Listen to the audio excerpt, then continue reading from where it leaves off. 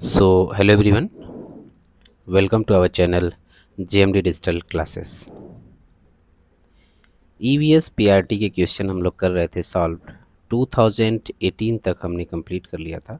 2019 पूरा कंप्लीट हो गया था, लेकिन 2018 का फर्स्ट हाफ कंप्लीट हुआ था, यानी 15 क्वेश्चन हो गए थे।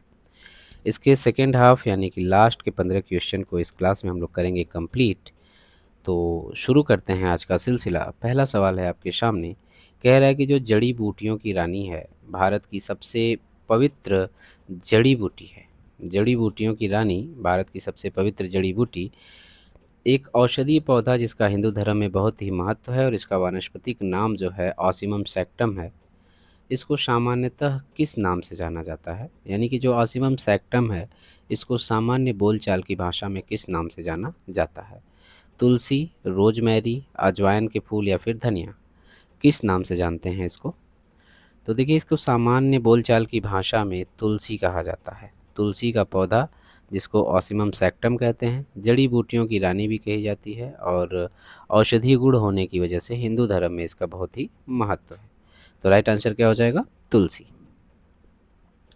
पीने के लिए सुरक्षित पानी को क्या कहते हैं? जो पीने के लिए सुरक्षित पानी है उसको क्या कहते हैं? पीने योग्य पानी, आशुद्ध जल, ताज़ा जल या फिर नल का पानी? बताइए, पीने के लिए सुरक्षित पानी को क्या कहेंगे? तो पीने के लिए सुरक्षित पानी को कहा जाएगा पीने योग्य पानी। पीने योग्य पानी, पीने के लिए सुरक्षित पानी को कहते हैं। It's simple. वर्ष 1984 की भोपाल गैस त्रासदी में निम्नलिखित में से किस गैस का रिसाव हुआ था? 1984 में जो भोपाल गैस त्रासदी हुई थी, उसमें से कौन सी गैस का रिसाव हुआ था, या किस गैस के रिसाव के कारण भोपाल गैस त्रासदी हुई थी 1984 में? Methyl isocyanide, nitrous oxide, methane या फिर कार्बन मोनोऑक्साइड? कौन सी गैस के रिसाव के कारण हुआ था भोपाल गैस त्रासदी?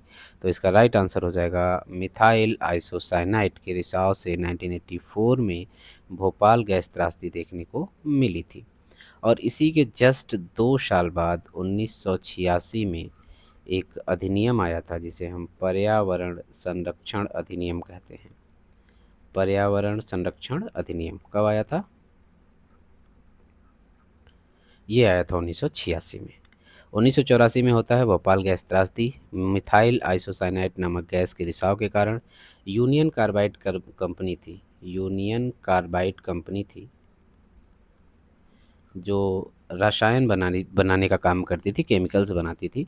इसी कंपनी में 1984 में मिथाइल आइसोसाइनाइड के रिसाव की वजह से होती है भोपाल गैस त्रासदी। हज़ारों लोग मारे जाते हैं और उसके 2 साल बाद 1986 में भारत में पर्यावरण संरक्षण अधिनियम लाया जाता है। विश्व पर्यावरण दिवस कब मनाया जाता है? विश्व पर्यावरण दिवस कब मनाया जाता है? 2 दिसंबर, 16 सितंबर, 5 जून या 11 जुलाई? तो देखिए, विश्व पर्यावरण दिवस की अगर बात करें तो ये मनाया जाता है 5 जून को। 16 सितंबर को मनाया जाता है ओजोन दिवस। ओजोन दिवस कब मनाया जाता है? 16 सितंबर को। और 11 जुलाई को मनाया जाता है विश्व जनसंख्या दिवस। विश्व जनसंख्या दिवस कब मनाया जाता है? 11 जुलाई को। नेक्स्ट, एम एस स्वामीनाथन एक थे, मतलब एम एस स्वामीनाथन क्या थे? पत्रकार थे, कृषि वैज्ञानिक थे, पारिस्थितिकी वैज्ञानिक थे या फिर पक्षी वैज्ञानिक थे? क्या थे एम एस स्वामीनाथन? तो देखिए, एम एस स्वामीनाथन की अगर बात की जाए तो ये कृषि वैज्ञानिक थे। भारत में जो हरित क्रांति हुई थी, हरित क्रांति के जनक माने जाते हैं एम एस स्वामीनाथन भारत में। Wild life Institute of India यानी कि WII कहाँ स्थित है? Wildlife Institute of India कहाँ स्थित है? नई दिल्ली, कोयम्बटूर, अहमदाबाद या फिर देहरादून? कहाँ पे स्थित है Wildlife Institute of India? तो इसका राइट आंसर हो जाएगा देहरादून। देहरादून उत्तराखंड में स्थित है Wildlife Institute of India.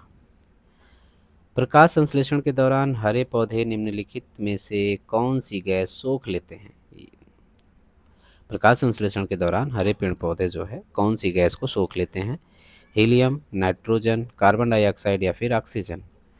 तो देखिए प्रकाश संश्लेषण की क्रिया की अगर बात करें तो प्रकाश संश्लेषण की क्रिया में हरे पेड़ पौधे क्या करते हैं, वायुमंडल से कार्बन डाइऑक्साइड लेते हैं, सूर्य की प्रकाश की उपस्थिति में खाना बनाते हैं और क्या मुक्त करते हैं, ऑक्सीजन को रिलीज करते हैं। तो सोखने की अगर बात है तो वो कार्बन डाइऑक्साइड को ग्रहण करते हैं वायुमंडल से और वायुमंडल में ऑक्सीजन को छोड़ते हैं।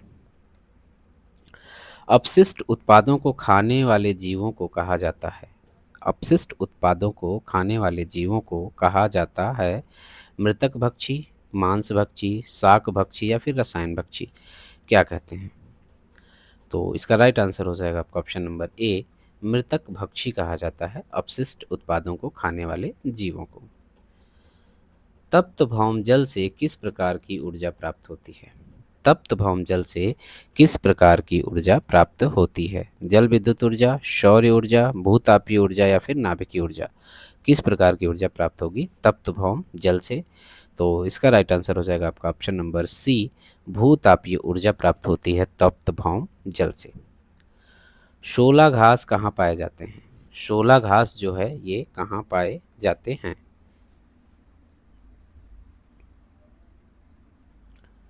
पश्चिमी घाट, पूर्वी घाट, हिमालय या फिर विंध्याचल, कहाँ पाए जाते हैं शोला घास? तो इसका राइट आंसर हो जाएगा ऑप्शन नंबर ए, शोला घास स्थल जो है ये पाए जाते हैं पश्चिमी घाट में। कहाँ पे पाए जाते हैं? पश्चिमी घाट में पाए जाते हैं। भारत में जो पेलिकन पक्षी है वो कहाँ पर प्रजनन करते हैं? भारत में पेलिकन पक्षी कहाँ प्रजनन करते हैं? नेलापट्टू में, कुंथनकुलम में, कोक्कारे बेल्लूर में या उपरोक्त सभी, क्या होगा इसका राइट आंसर? तो इसका राइट आंसर होगा ऑप्शन नंबर डी, जो भारत में पेलिकन पक्षी हैं वो नेल्लापट्टम, कुंथनकुलम और कोक्कारे बेल्लूर ये उपरोक्त सभी जगहों पे जो है प्रजनन का कार्य करते हैं। मिनी माता रोग ऐसी मछली को खाने से होता है जिसमें अधिक मात्रा में पाया जाता है।